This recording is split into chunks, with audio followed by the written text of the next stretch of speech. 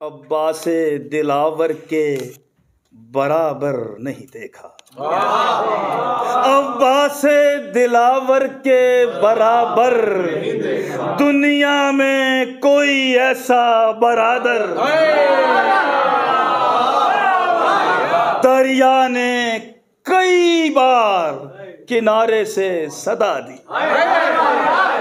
دریا نے کئی بار جاتے ہوئے پیاسے نے پلٹ کر دیکھی تو فقط تابش اسرار، دیکھی تو فقط تابش اسرار مشیت، سجدے کے تمنائی نے خنجر نہیں۔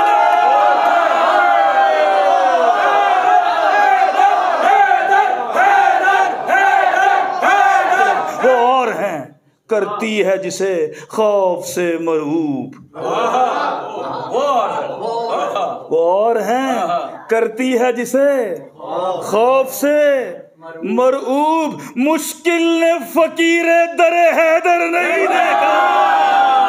میں خانہ تعظیم علی میں تو چلے آئے، میں خانہ تعظیم علی میں تو چلے آئے، پیمانہ سلمان و ابو ذر نہیں دیکھا۔ باقر یہ حقیقت ہے کہ توحید کے طالب،